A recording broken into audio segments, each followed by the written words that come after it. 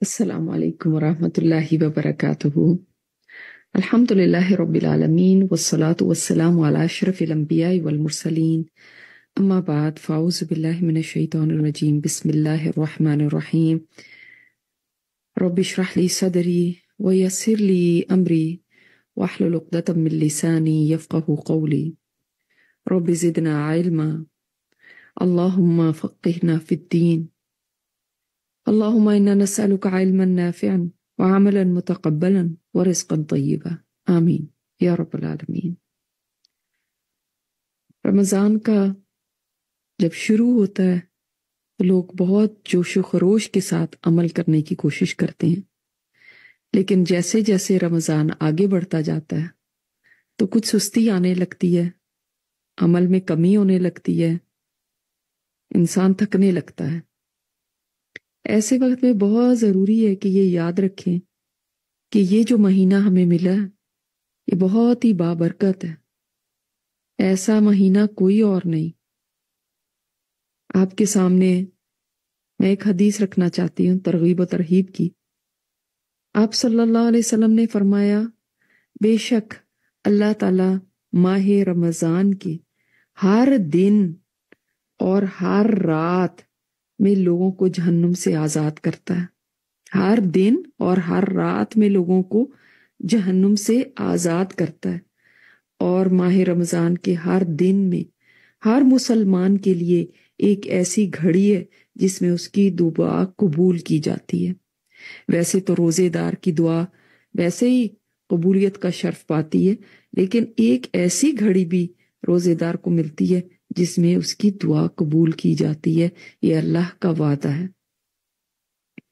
تو یہ مہینہ تو وہ ہمارے لیے بڑا خوشخبریوں سے بھرا ہوا مہینہ ہے۔ کہیں رمضان کے روزے رکھنے پہ گناہوں کی بخشش کی خوشخبری ہے، کہیں رمضان کی راتوں میں قیام کرنے پہ پچھلے گناہوں کی بخشش کا اعلان ہے، کہیں یہ خوشخبری ملتی ہے کہ روزے دار کے منہ کی بو اللہ تعالیٰ کو کستوری سے زیادہ پسند ہے، کہیں جنت کو سجایا جاتا ہے رمضان میں، کہیں رمضان کی ہر رات اور ہر دن آزادی مل رہی ہے جہنم سے، کہیں فرشتے دعائیں کر رہے ہیں، کہیں جنت کے سارے دروازے کھول دیے جا رہے ہیں اور کہیں جہنم کے سارے دروازے بند کر دیے جا رہے ہیں، کہیں دعائیں قبول ہو رہی ہیں، درجے بلند ہو رہے ہیں۔ تو یہ مہینہ تو مبارک ہی مبارک ہے، اس کے دن بھی مبارک، اس کی راتیں بھی مبارک۔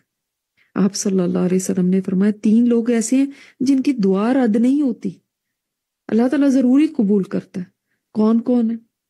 ایک باپ، ایک روزے دار اور ایک مسافر۔ لہٰذا روزے میں خوب دعاؤں کا اہتمام کیجیے، اور ہر مسلمان کو چاہے وہ روزہ دار ہے یا روزہ رکھنے کی طاقت نہیں رکھتا، بیمار ہے یا کوئی اور شرعی عذر ہے جس کی وجہ سے وہ روزہ نہیں رکھ پاتا، تو اس کو بھی چاہیے کہ نیکی کے کاموں میں تو خوب دوڑ لگائے اور اپنی نیکی میں ورائٹی رکھیں۔ حقوق اللہ بھی ادا کیجیے اور حقوق العباد بھی، یعنی جہاں آپ قرآن کریم کی تلاوت کر رہے ہیں یا تراویح کا اہتمام کرتے ہیں یا ذکر اور اذکار کرتے ہیں، یہ سب عبادات ہیں، لیکن اس کے ساتھ ساتھ وہ کام بھی کیجیے جو خدمت خلق کے ہیں، ان میں بھی پیچھے نہ رہیں۔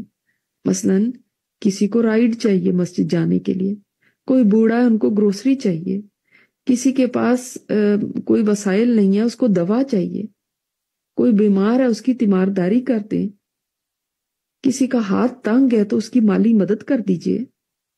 اس طرح سے اپنی نیکیوں میں اضافہ بھی کریں اور اس کے اندر وسعت بھی لے کر آئیں کہ ہر ایک تک آپ کی نیکی پہنچے، کیونکہ آپ صلی اللہ علیہ وسلم کے بارے میں آتا ہے کہ رمضان میں ایسے ہوتے تھے جیسے تیز ہوا ہر جگہ تک پہنچ جاتی ہے، یعنی ہر قسم کے نیکی کے کام کرنا، صدقہ و خیرات بھی کرنا اور بھی عبادات میں بھی تیزی دکھانا اور لوگوں کے بھی کام آنا، کسی کو تنگ نہ کرنا، یہ ساری چیزیں عبادات میں ہی آ جاتی ہیں۔ بعض لوگ یہ کہتے ہیں کہ ان سے کچھ کیا نہیں جاتا، اور یا ان کو سستی آ جاتی ہے، یا وہ تھک جاتے ہیں، یا ان کا دل نہیں لگتا عبادت میں۔ آپ صلی اللہ علیہ وسلم نے تو فرمایا کہ تمہارا رمضان کا دن اور غیر رمضان کا دن برابر نہیں ہونے چاہیے، لیکن وہ ان کو برابر کر دیتے ہیں، یعنی ایسے ہی گزارتے ہیں جیسے رمضان کے علاوہ کے دن گزارتے ہیں۔ تو یہ نہیں ہونا چاہیے۔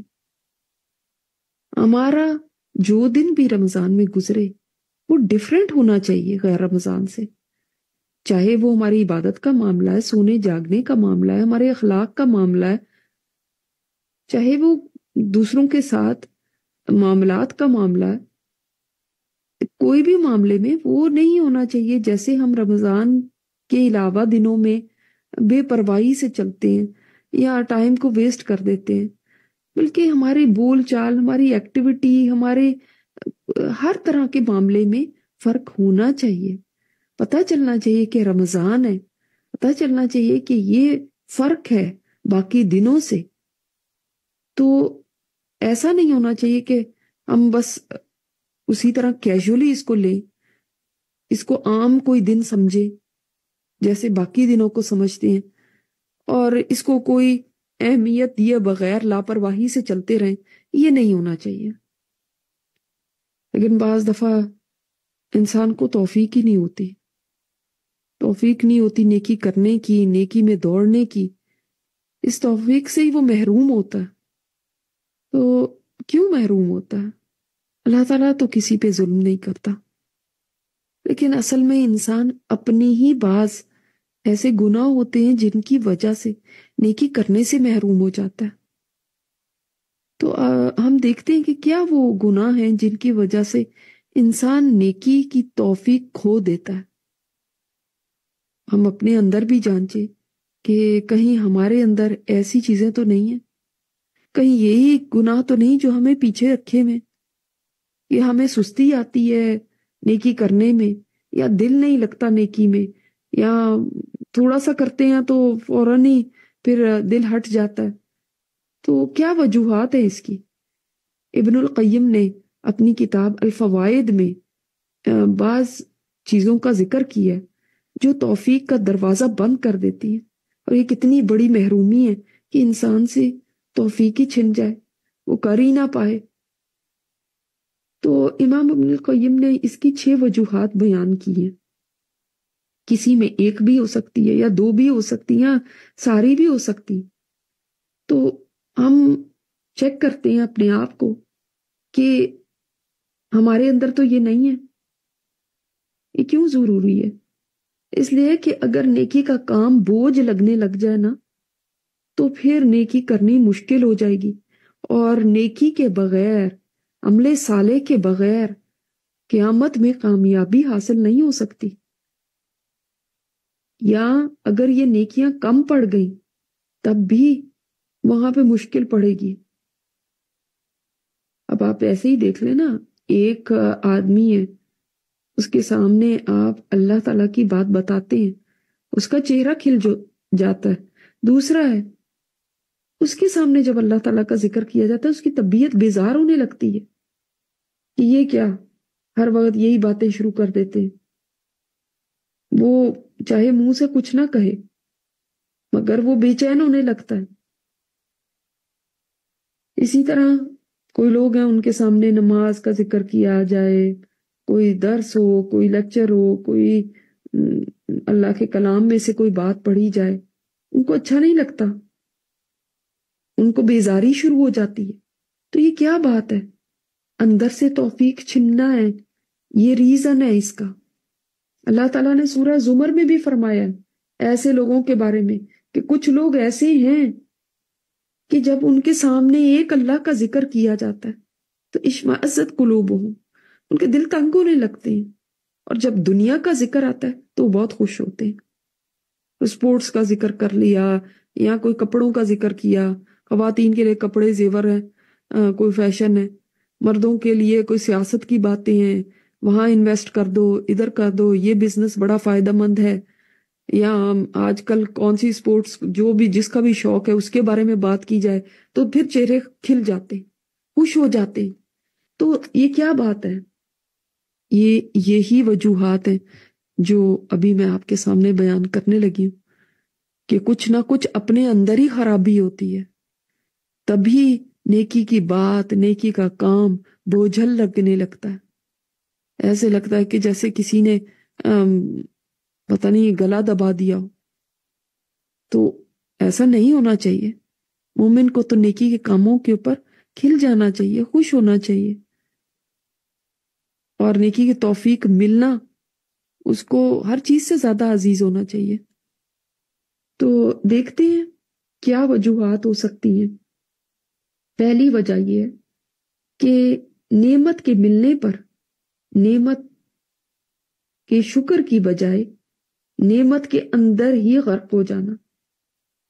جیسے کہ مثلا مال نعمت ہے، اس کا شکر ادا کرنا چاہیے کہ اللہ تعالیٰ نے مجھے یہ نعمت دی ہے، مگر اس کی بجائے کیا ہو کہ انسان مال کے اندر ہی اتنا مشغول ہو جائے کہ اس کو یاد ہی نہ رہے کہ شکر بھی ادا کرنا ہے، کوئی رب بھی ہے جو مجھے دینے والا ہے.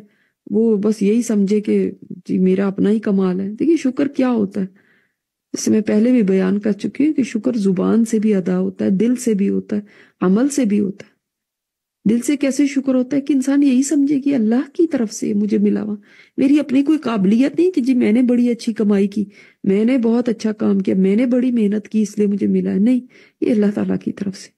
زبان سے شکر کیا ہے؟ زبان سے شکر یہ ہے کہ اللہ تعالیٰ کی تعریف کی جائے، اس کا شکر بیان کیا جائے. اور عمل سے شکر یہ ہے کہ اس چیز کو، اس نعمت کو منعم کے یعنی دینے والے کے، نعمت کے دینے والے کے ناراضگی کے کام میں نہ لگایا جائے بلکہ اس کی خوشنودی کے کاموں میں لگایا جائے. یہ ہے پورا کا پورا شکر. تو پورا شکر تبھی ادا ہوتا ہے جب انسان دل سے بھی شکر کرے، زبان سے بھی شکر کرے، اعضاء سے بھی شکر کرے.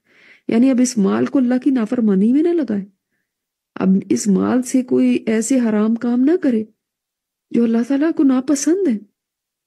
تو اس کا یوزیج ایسا کرے، اس جگہ پہ اس کو یوز کرے جہاں پہ اللہ تعالیٰ کی خوشی ہو، ناراضگی نہ ہو. تب آپ اس سے ہر نعمت کے بارے میں دیکھ لیں، آنکھوں کی نعمت، کانوں کی نعمت، بولنے کی نعمت، یہ ساری نعمتیں ہیں نا جو اللہ تعالیٰ نے ہمیں دی ہوئی. یہ جسم ایک نعمت ہے، یہ زندگی ایک نعمت ہے، پھر اولاد ایک نعمت ہے. یہ ساری نعمتوں کا آپ سوچیں کہ ہم ان کو کدھر لگا رہے ہیں. کیا دل سے شکر ہے؟ کیا زبان سے شکر ہے؟ کیا اعضاء سے شکر ہے؟ یا پھر ہمیں انہی نعمتوں نے غرق کر دیا کہ ان آنکھوں سے سارا دن ہم یعنی سوشل میڈیا پہ بیٹھے ہوئے ہیں، ٹک ٹاک دیکھ رہے ہیں، فیس بک ہے، انسٹاگرام ہے، پتہ نہیں کیا کیا بلائیں ہیں، ان سب کے اوپر تو آنکھیں استعمال ہو رہی ہیں. ایک اللہ کے کلام ہے یا اللہ تعالیٰ کی کائنات ہے، ان کے لیے آنکھیں نہیں دیکھتی کہ ان سے سبق لیں، ان سے عبرت لیں، ان سے اللہ تعالیٰ کو پہچانیں، اللہ کے کلام کے لیے آنکھوں کو استعمال کریں.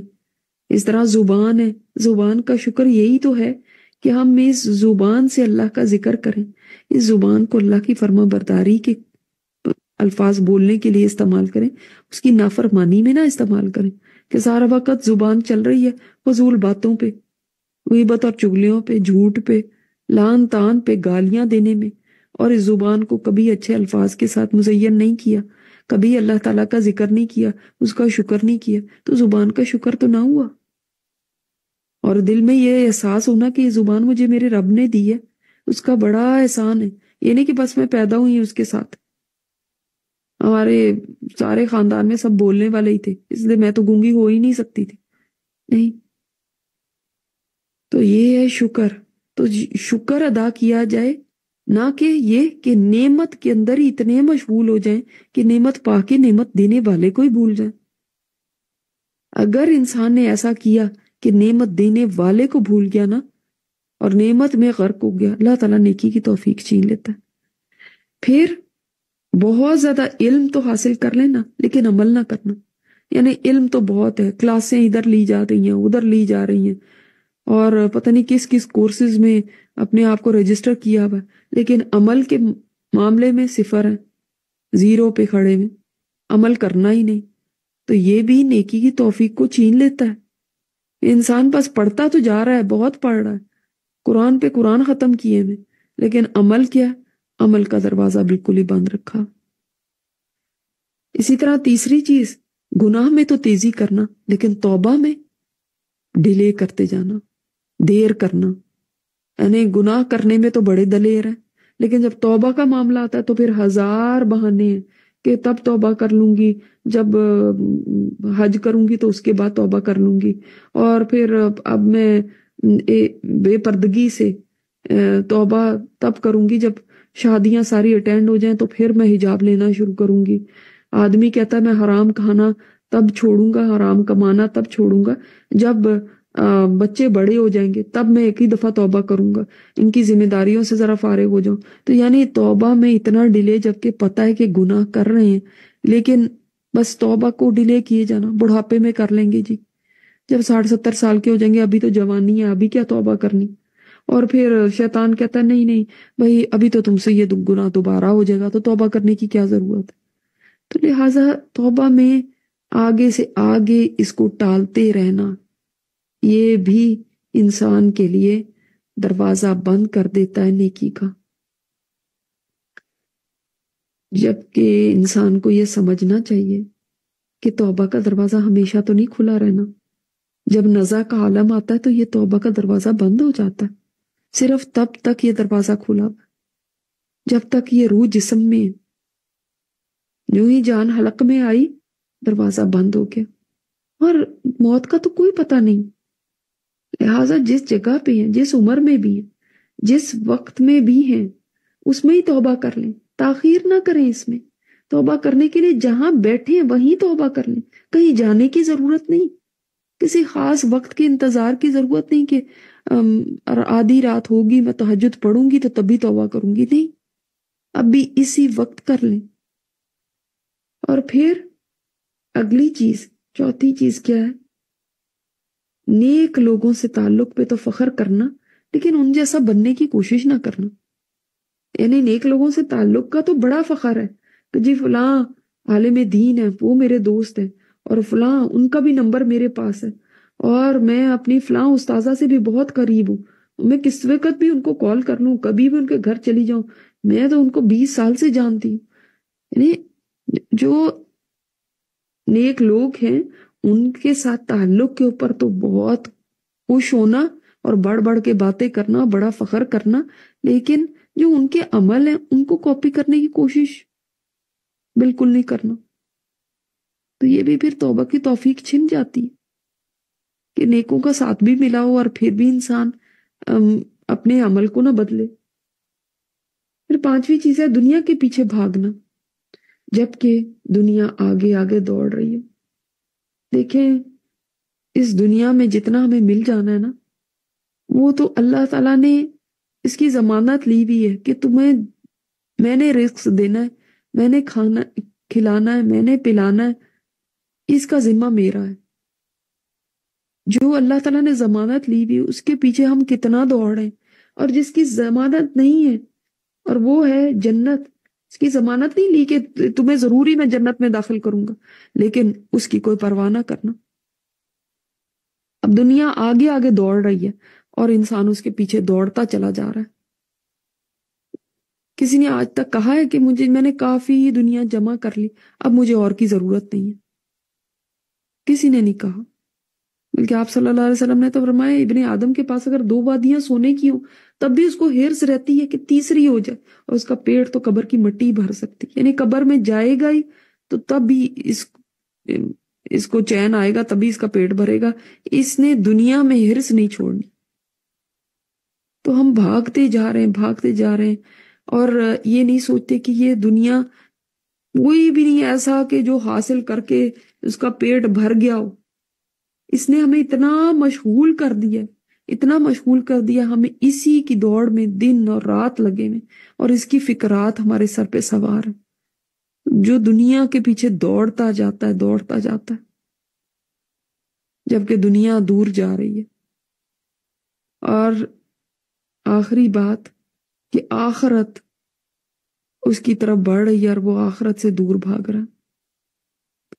پچھلی بات کیا تھی؟ دنیا دور بھاگ رہی ہے اور وہ اس کی طرف بڑھ رہا ہے۔ اور چھٹی بات ہے کہ آخرت قریب آ رہی ہے اور وہ اس سے دور بھاگ رہا ہے۔ یعنی آخرت کا وقت، قیامت کا وقت یا انسان کی موت کا وقت قریبی تو آتا جا رہا ہے. ہر سانس کے ساتھ ہم کدھر کو جا رہے ہیں، کس طرف ہماری ڈائریکشن ہے؟ موت کی طرف. ہم اپنے انجام کی طرف بڑھ رہے ہیں. لیکن خیر ایسی باتیں تو کسی کی سامنے کر دی جائیں تو ان کو بہت برا لگتا ہے کہ آپ موت کا ذکر کیوں کر رہے ہیں، آخرت کا ذکر کیوں کر رہے ہیں، آپ کو بس یہی باتیں کرنی آتی. آپ صلی اللہ علیہ وسلم نے تو فرمایا کثرت سے لذتوں کو توڑنے والی کا ذکر کرو، یعنی موت کا. لیکن یہ ذکر تو ہمیں پسند نہیں. پہلا مرحلہ تو موت ہے نا، آخرت کا پہلی آخرت کی سیڑھی یہی ہے. اس کے بعد اور ساری منزلیں، قبر ہے، حشر ہے، پل صراط ہے، میزان ہے، کتنے سارے مرحلے ہیں. انسان کو پرواہ ہی نہ ہو، وہ دور بھاگ رہا ہے اس سے. حساب کتاب کی بات کی جائے تو اس کی طبیعت پہ گراں گزرتا ہے. بعض لوگ تو کہہ دیتے ہیں کہ نہیں ہمارے سامنے یہ ڈرا دینے والی باتیں نہ کریں. آپ صلی اللہ علیہ وسلم فرما رہے ہیں یہ بات کرو، زیادہ کثرت سے کرو اس کا ذکر. اور ہم لوگ کیا چاہتے ہیں، ان باتوں کا ذکر نہ کیا جائے کیونکہ کہیں ہمارا مزہ ختم نہ ہو جائے. آخرت کا تو ذکر بالکل ہی نہ کیا جائے کیونکہ اس سے ہم ڈر جاتے ہیں. بس دنیا کا ہی ذکر کرتے رہو، اسے خوش ہوتے ہیں. تو آخرت ہماری طرف بڑھ رہی ہے تیزی کے ساتھ. دیکھ لیں دن اور رات کیسے تیزی سے گزر رہے ہیں، مہینے پہ مہینہ، سال پہ سال، ہمیں پتہ بھی نہیں چلے گا اور یہ رمضان گزر بھی جائے گا. یہ نہ ہو کہ ہم ہاتھ ملتے رہ جائیں اور ابھی ہم نے سوچا ابھی تو بہت دن پڑے ہیں اور اینڈ میں آ کے یہ پتہ چلتا ہے رمضان گزر بھی گیا، پتہ بھی نہیں چلا. ہر ایک کی زبان پہ یہی بات ہوتی ہے، اتنی تیزی سے گزر گیا. تو اسی تیزی کے ساتھ ہماری زندگی بھی گزر رہی. دیکھ لیں سال پہ سال کیسے آتا جا رہا ہے، لیکن ہمیں کوئی فکر ہی نہیں، کوئی پرواہ ہی نہیں کہ بھائی ہم اپنے انجام کی طرف بڑھ رہے ہیں. اس کی کب فکر کریں گے؟ کون سی وہ عمر آئے گی جس میں اس کی فکر ہمیں لگ جائے گی کہ ہم آگے اب جانے والے ہیں اور اب ہمیں کچھ کرنا ہے. یہ نہ ہو کہ یہ فکر تب لگے جب کمر جھک جائے، آنکھوں پہ چشمے لگ جائیں، کانوں سے سنائی نہ دیتا ہو، بال سفید ہو جائیں، ہمت ختم ہو جائے، اور تب انسان کہے اب مجھے آخرت کی فکر لگ گئی ہے. اب فکر لگ گئی ہے جس وقت کچھ کرنے کے قابل نہیں رہے. نہ زمین پہ سجدہ کر سکتے ہیں، نہ روزہ رکھ سکتے ہیں، نہ قرآن کریم کی تلاوت کر سکتے ہیں، نہ کوئی کسی اور کی مدد کر سکتے ہیں. اپنی مدد نہیں کر سکتے، کسی اور کی مدد کیا کرنی.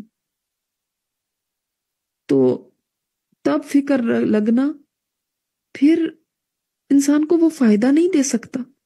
جیسے ابھی جس وقت آپ ہمت میں ہیں، آپ کے پاس طاقت ہے. بعض لوگ جوانی کے بالکل شروع میں ہیں، جو کام اس وقت کر سکتے ہیں ہمت کے دنوں میں، وہ آخری عمر میں نہیں ہو سکتے. آپ نے دیکھا ہوگا لوگ حج پہ جاتے ہیں، اس وقت بعض لوگ ویل چیئر پہ حج کر رہے ہوتے ہیں. یعنی اتنا ڈیلے کرتے ہیں حج کو کہ بس اب چل بھی نہ سکے اور ویل چیئر پہ ہی حج ہو، اور ساری جوانی اپنی پیسہ ہونے کے باوجود ادھر ادھر گزار دیتے ہیں کہ ابھی ہم بزی بہت ہیں، اینڈ میں جائیں گے حج کرنے، ایک ہی دفعہ جائیں گے، تبھی گناہ بخشوانے ہیں ہم نے. تو ایسا نہ کریں، آخرت کے معاملات کو ہرگز ڈیلے نہ کریں. اور یہی وقت ہے یہ سوچنے کا کہ میں نے اپنی آخرت کے لیے کیا بنایا ہے اور مجھے کتنی اور ضرورت ہے. تو اس وقت کو نیکیوں میں دوڑ لگانے میں لگائیں. اگر توفیق نہیں مل رہی تو ان کاموں کو دیکھیں کہ کہیں میں ان میں سے کسی میں تو انوالو نہیں ہوں، اور پھر اللہ تعالیٰ سے توفیق مانگیں بھی کہ اللہ میں اپنی طاقت سے کچھ نہیں کر سکتی، یا اللہ تو نے ہی مجھ سے کرانا ہے. پڑھا کریں لا حول ولا قوت الا باللہ. یہی آج کا ذکر ہے کہ جب بھی نیکی کی توفیق لگے کہ چھن گئی ہے، لگے کہ نیکی کرنی مشکل ہو رہی ہے، یہ لگے کہ نیکی بوجھ بن رہی ہے، تو لا حول ولا قوت الا باللہ. اللہ میں تو اپنی طاقت سے کر ہی نہیں سکتی، میرے اندر کوئی طاقت اور قوت نہیں، یا اللہ تو نے ہی کرانا ہے. تو آج کا یہ ذکر نوٹ کر لیجئے، اور جیسے کہ اللہ تعالیٰ نے قرآن پاک میں فرمایا یا الذین آمنوا اذکروا اللہ ذکرا کثیرا، اے ایمان والو اللہ تعالیٰ کا بہت زیادہ ذکر کرو۔ تو ذکر کو زیادہ کرنا ہے، یعنی کہ کبھی کبھی یاد آ گیا تو پھر کر لیا۔ ان دنوں میں آپ اٹھ رہے ہیں، بیٹھ رہے ہیں، چل رہے ہیں، اس وقت تو ہر وقت کوئی آپ نفل تو نہیں پڑھ رہے، ہر وقت تو قرآن بھی نہیں پڑھا جا سکتا، لیکن ذکر تو ہر وقت ہو سکتا ہے نا۔ ذکر کے لیے تو کوئی قید نہیں، ذکر کے لیے کوئی وقت نہیں ہے، ذکر کے لیے کوئی جگہ نہیں خاص مخصوص کہ آپ کو وہاں بیٹھنا ہے تو مسجد جا کے ہی ذکر کرنا ہے، مصلی پہ بیٹھ کے ہی ذکر کرنا ہے، نہیں، ہر جگہ پہ کریں۔ کوئی ڈرائیو کر رہا ہے تو اس وقت کریں، گھر سے باہر جا رہے ہیں تب کریں، کوئی کھانا بنا رہا ہے تب کریں، کھانا کھا رہے ہیں تب ذکر کر سکتے ہیں۔ ہمارے اسلاف میں سے ایک کے بارے میں آتا ہے کہ وہ جب منہ میں نوالا ڈالتے تھے تو ہر نوالے کے ساتھ فرماتے تھے الحمدللہ۔ تو کسی نے ان سے پوچھا کہ کیوں آپ ایسے کہتے ہیں؟ تو یہ فرمایا کہ منہ میں نوالا ڈال کے خاموش رہنے سے بہتر ہے کہ میں اس وقت اللہ تعالیٰ کا شکر ادا کروں، اور واقعی ہر نوالا اور ہر سانس اس قابل ہے کہ ہم اس میں اللہ تعالیٰ کا شکر ادا کریں۔ وہی بات جو پہلی آپ کو بیان کی ہے کہ نعمت میں غرق ہو کے کھانا ایسا مزے کا ہے کہ انگلیاں چاٹتے رہ گئے اور کھانے کی تعریفیں کر رہے ہیں اور کھانے بنانے والی کی تعریفیں ہو رہی ہیں، لیکن وہ جو کھانا دینے والا ہے اور جس کے اذن سے ہم کھا رہے ہیں اور اس کو انجوائے کر رہے ہیں اور ہمیں ذائقہ آ رہا ہے، لذت آ رہی ہے، اور جس نے یہ سب ہمیں چیزیں دیں جن سے یہ کھانا بنا ہے، تو اس رب کا شکر ادا کرنا ہی بھول جاتے ہیں۔ تو ذکر کثیر کرنا ہے، قلیل نہیں کرنا، کثیر کی طرف ہمیں دعوت دی گئی ہے۔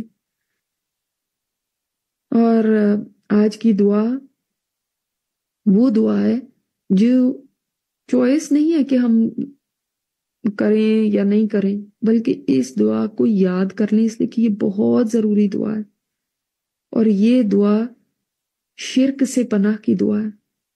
اس لیے کہ انسان کو بعض دفعہ ایسا لگتا ہے کہ میں تو شرک کبھی کرتی نہیں، لیکن شرک اس کے اندر کریپ ان کر جاتا ہے، ایسے کہ بالکل خاموشی کے ساتھ، جیسے اندھیری رات میں کالے پتھر پہ ایک چونٹی چل رہی ہو، اس طرح سے شرک آ جاتا ہے۔ جیسے وہ چونٹی نظر نہیں آتی نا، ایسے شرک اندر زندگی میں شامل ہو جاتا ہے۔ اور شرک وہ گناہ ہے، اللہ تعالیٰ معاف فرمائے اس سے، کہ اس کے بعد اگر چاہے کوئی نماز پڑھے، روزہ رکھے، قرآن پڑھے، خدمت خلق کرے، سب ضائع ہے اگر شرک کر لیا، اس لیے کہ شرک وہ زہر ہے جس کا ایک قطرہ بھی اگر کھانے میں ڈال دیا جائے سارا کھانا برباد ہو جائے، اسی طرح شرک ہے۔ اور شیطان سب سے زیادہ اس کوشش میں رہتا ہے کہ انسان کسی طرح شرک کر لے، اس لیے کہ شرک کر لیا تو خود بخود اس نے جہنم میں اپنا ٹھکانہ بنا لیا، ساری نیکیاں ضائع ہو گئی، اب چاہے کرتا رہے جتنی مرضی نیکیاں، کوئی پرواہ نہیں ہے، خوش ہوتا رہے نیکیاں کر کر کے، کوئی پرواہ نہیں، اس لیے کوئی نیکی بھی قبول نہیں۔ اور اللہ تعالیٰ نے فرمایا میں شرک کو نہیں معاف کروں گا، اور جس گناہ کو چاہے معاف کر دوں۔ شرک سے بچنے کی ضرورت ہے، اس لیے دعا ہے اللہم انی اعوذ بک ان اشرک بک شیئا وانا اعلم واستغفرک لما لا اعلم۔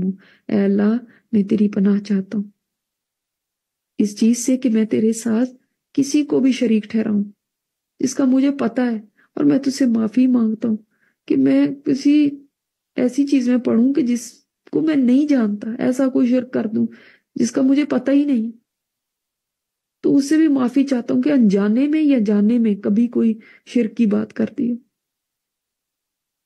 تو یہ دعا ضرور مانگا کریں تاکہ شرک سے بچے رہیں، اور اللہ تعالیٰ ہمیں آخری سانس تک شرک سے محفوظ رکھے ہم سب کو۔ اللہ تعالیٰ ہم سب کی دعاؤں کو قبول فرمائے۔ سبحانک اللہم و بحمدک نشہد ان لا الہ الا انت نستغفرک و نتوب الیک۔ السلام علیکم ورحمۃ اللہ وبرکاتہ۔